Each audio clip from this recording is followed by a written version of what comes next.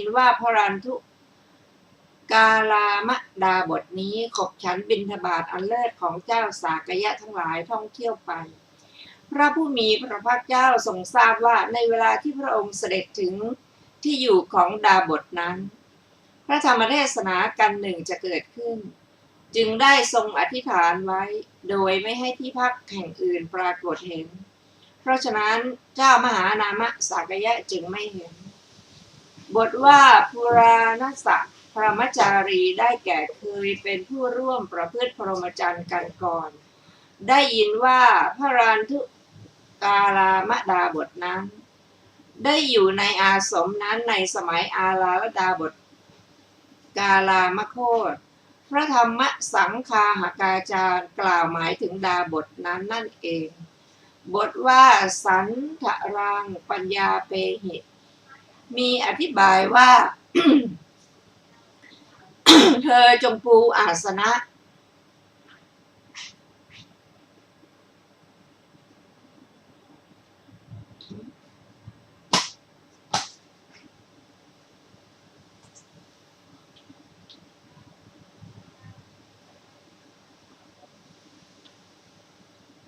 ที่จะต้องปูบทว่าสันทรังปัญญาเปตวาความว่าปูผ้าสำหรับปูนอนบนเตียงอันเป็นกัปปิยะการก้าวล่วงชื่อว่าปริญญาในบทว่ากามานังปริญญังปัญญาเปตินี้เพราะฉะนั้นศาสดาบางพวกจึงบัญญัติการก้าวล่วงกามทั้งหลายว่าเป็นปฐมฌานบทว่านรูปานังปริญญังความว่าไม่บัญญัติธรรมที่เป็นเหตุก้าวล่วงรูปว่าเป็นอรูปาวจรสมาบัติบทว่านเวทนานังปริญญังความว่าไม่บัญญัติการก้าวล่วงเวทนาว่าเป็นนิพพานคติคือความสำเร็จชื่อว่านิทาบทว่าอุทาหุปุถุความว่าหรือต่างกันจบอัตถกถาของพระรันทุกสูตรที่4สูตรต่อไปที่เราจะได้ศึกษาชื่อว่าหัตถกสูตรว่าด้วยหัตถกเทพบุตรไม่อิ่มธรรม3อย่างสมัยหนึ่งพระผู้มีพระภาคเจ้าประทับณพระเชตวันอารามของอนาถบิณฑิกเศรษฐีใกล้กรุงสาวัตถีครั้งนั้นเทวบุตรชื่อหัตถกะเมื่อราตรีล่วงปฐมยามแล้วมีผิวพรรณงดงามเปล่งรัศมีทำให้สว่างไปทั่วพระเชตวันเข้าไปเฝ้าพระผู้มีพระภาคเจ้าครั้นเข้าไปถึงที่ประทับแล้วหมายใจว่าจักยืนเฝ้าต่อพระพักพระผู้มีพระภาคเจ้าแต่ตัวย่อมจมลงและจมลงไม่ดำรงอยู่ได้เปรียบเหมือนเนยใสและน้ำมันที่คนราดลงบนทรายย่อมซึมหายไปภายใต้ไม่ค้างอยู่ฉันใด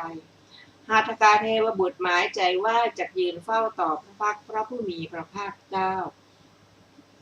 แต่ตัวย่อมจมลงและจมลงไม่ดำรงอยู่ได้ฉะนั้นลำดับนั้นพระผู้มีพระภาคเจ้าตรัสกับหัตถกเทวบุตรว่าหัตถกะท่านจงนิรมิตตัวให้ยาวหัตถกเทวบุตรรับพระพุทธพจน์แล้วนิรมิตตัวให้ยาวถวายอภิวาทพระผู้มีพระภาคเจ้ายืนเฝ้าอยู่ณที่ควรส่วนหนึ่งพระผู้มีพระภาคเจ้าจึงตรัสถามว่าหัตถกะธรรมเหล่าใดที่ท่านเคยประพฤติเมื่อครั้งท่านเป็นมนุษย์ธรรมเหล่านั้นบัดนี้ท่านยังประพฤติอยู่หรือข้าแต่พระองค์ผู้เจริญธรรมเหล่าใดที่ข้าพระพุทธเจ้าเคยประพฤติ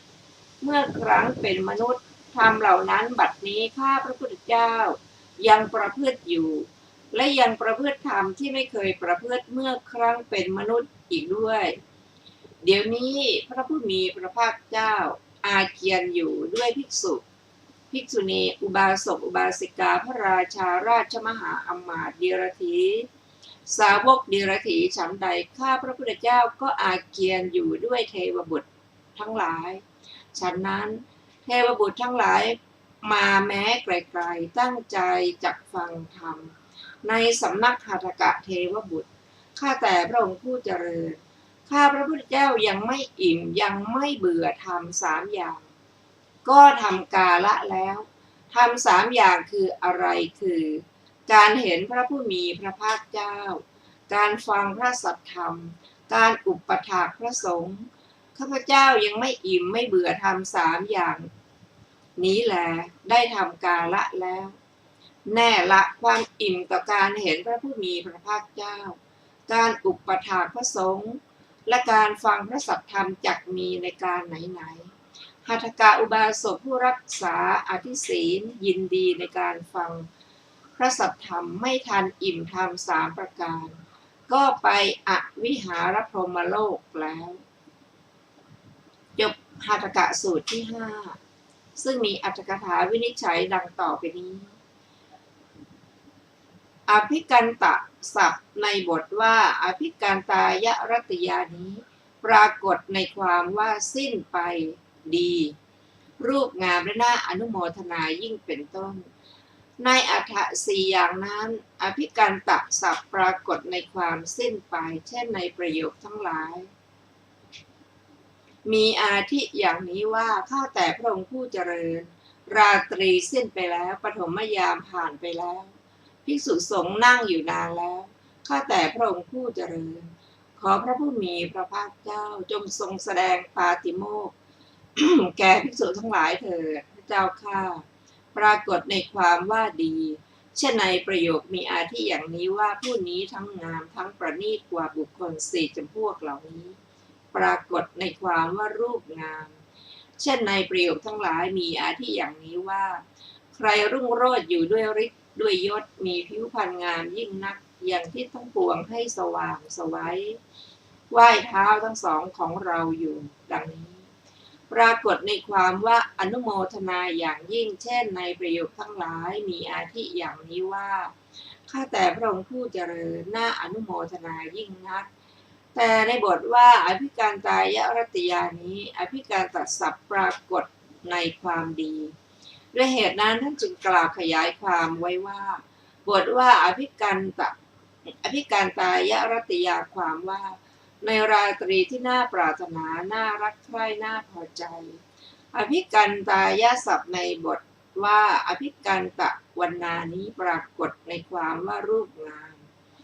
ส่วนวรรณะศัพท์ปรากฏในชวิหรือผิวพรรณทุติการชมเชยกุลวักชนชั้นการณะเหตุสันฐานรูปร่างปมาณขนาดและในรูปายตนะเป็นต้นในบรรดาอัฏฐะ6นั้นวรรณะศัพท์ปรากฏในผิวเช่นในประโยคมีอาทิอย่างนี้ว่าพระผู้มีพระภาคเจ้าแม้ทรงมีพระชวีเพียงดังวรรณะดังทองปรากฏในความชมเชยเช่นในประโยคมีอาทิอย่างนี้ว่าดูก่อนคฤหบดีเพราะการสรรเสริญคุณของพระสมณโคดมท่านได้ผูกพันไว้แต่เมื่อไร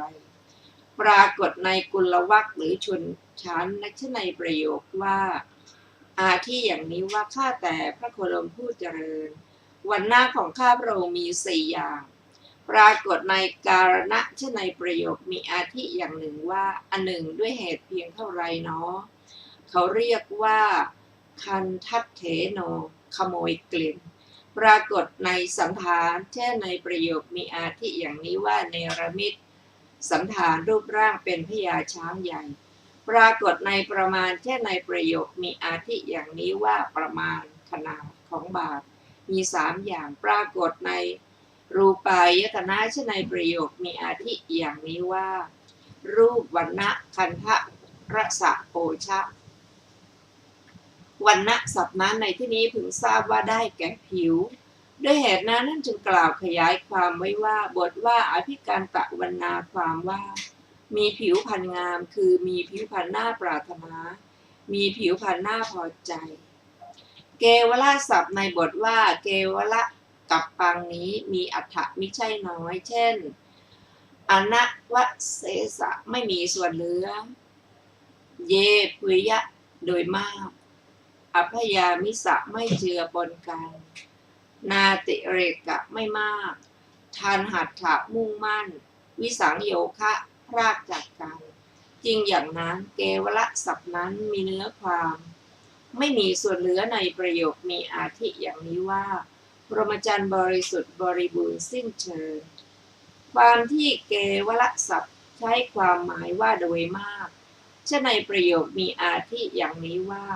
ก็ชาวอังค่าและมัคคธจำนวนมากจะพากันถือเอาขาธนิยะและโภชนียาหารอันพอเพียงเข้าไปเฝ้าความที่เกวละศัพท์มีความหมายว่าไม่เจือปนดังในประโยคมีอาที่อย่างนี้ว่าความเกิดขึ้นแห่งกองทุกข์ล้วนๆย่อมมีความที่เกวละศัพท์มีความหมายว่าไม่มากดังในประโยคมีอาที่อย่างนี้ว่าท่านผู้มีอายุมีเพียงศรัทธาอย่างเดียวไม่มากความที่เกวละศัพท์มีความหมายว่ามุ่งมั่นฉะในประโยคมีอาที่อย่างนี้ว่าข้าแต่ท่านผู้เจริญสัทธิวิหาริกของท่านอนุรุทธะชื่อว่าพาหิกะดังอยู่ในสังฆเพศเห็นแม่นมั่นเกวละศัพท์มีความว่าพรากจากกันเป็นอัตถะเช่นในประโยคมีอาที่อย่างนี้ว่าผู้แยกกันอยู่ท่านเรียกว่าอุตตมะบุรุษแต่ในที่นี้ทรงประสงค์เอาความไม่มีส่วนเหลือว่าเป็นความหมายของเกวละศัพท์นั้นส่วนกัปปะศัพท์มีความหมายมากอย่างเช่นเป็นต้นอภิสัชหะนะการปลงใจเธอโวหารการเรียกร้องการละบัญญัติเฉทนะการตัดวิกัปปะกำหนดเลสะข้ออ้างสมันตภาวะใกล้เคียงจริงอย่างนั้นกัปปะศัพท์นั้นมีความปลงใจชื่อว่าเป็นอัตถะฉะในประโยคมีอาทิอย่างนี้ว่าพระดำรัสนี้ของพระโคดมผู้เจริญผู้เป็นพระอรหันตสัมมาสัมพุทธเจ้าน่าปลงใจเชื่อกัปปะศัพท์มีโวหารการเรียกร้องเป็นอัตถะเช่นในประโยคมีอาทิอย่างนี้ว่าดูก่อนภิกษุทั้งหลายเราตถาคตอนุญาตให้ฉันผลไม้ตามสมณะโวหาร5อย่างกัปปะศัพท์มีการเป็นอัตถะเช่นในประโยคมีอาทิอย่างนี้ว่าเราจะอยู่ตลอดกาลเป็นนิจโดยอาการใดกัปปะศัพท์มีบัญญัติเป็นอัตถะเช่นในประโยคมีอาทิอย่างนี้ว่าท่านผู้มีอายุชื่อว่ากัปปะทูลถามว่าดังนี้กัปปะศัพท์มีการตัดเป็นอัตถะเช่นในประโยคมีอาทิอย่างนี้ว่าผู้ประดับแล้วโกนผมและหนวดแล้วกัปปะศัพท์มีการกำหนดเป็นอัตถะเช่นในประโยคมีอาทิอย่างนี้ว่ากำหนด2 องคุลีย่อมควรกัปปะศัพท์มีเลขเป็นอัตถะเช่นในประโยคมีอาทิอย่างนี้ว่าเลขเพื่อจะนอนมีอยู่กัปปะศัพท์มีภาวะรอบด้านเป็นอัตถะเช่นในประโยคมีอาทิอย่างนี้ว่าให้สว่างไสวทั่วทั้งพระเชตวันแต่ในที่นี้ทรงประสงค์เอาความรอบด้านเป็นความหมายของกัปปะศัพท์นั้นเพราะฉะนั้นในบทว่าเกวละกัปปังเชตวนังนี้จึงมีความหมายว่ายังพระเชตวันให้สว่างไสวรอบด้านไม่มีเหลือบทว่าโอภาเสตวาได้แก่แผ่รัศมีไปบทว่าวาลุกายะได้แก่ทรายละเอียดบทว่าณสันถาติความว่าไม่ยืนอยู่บทว่าโอราริกังความว่าเพราะว่าในเวลาที่พระพรหมและเทวายืนอยู่ที่แผ่นดินควรจะเนรมิตอัตภาพให้หยาบหรือเนรมิตแผ่นดินเพราะเหตุนั้นพระผู้มีพระภาคเจ้าจึงตรัสอย่างนี้ด้วยบทว่าธรรมานี้ทรงแสดงถึงพระพุทธพจน์ที่หัตถกะเทพบุตรเคยเรียนมาในการก่อนบทว่านับปวัตติโนอะเหสุงความว่าทำทั้งหลายได้เสื่อมไปจากการกล่าวของผู้ที่ลืมสาธยาย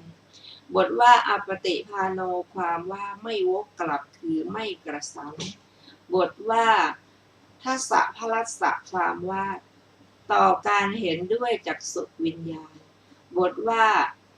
อุปัฏฐานสะความว่าต่อการบำรุงด้วยปัจจัย4บทว่าอธิศีลังได้แก่ศีล10อย่างด้วยว่าศีล10นั้นพระผู้มีพระภาคเจ้าตรัสเรียกอธิศีลเพราะเทียบกับเบญจศีลด้วยบทว่าอวิหังคโตหัตถกะเทพบุตรแสดงว่าข้าพระองค์เกิดแล้วในพรหมโลกชั้นอวิหังจบอรรถกถาของหัตถกะสูตรที่5ต่อไปจะเป็นสูตรชื่อว่ากตุวิยสูตรว่าด้วยพระทำตัวเป็นของเน่า สมัยหนึ่งพระผู้มีพระภาคเจ้าประทับณอิสิปตมฤคทายวันใกล้กรุงพาราณสี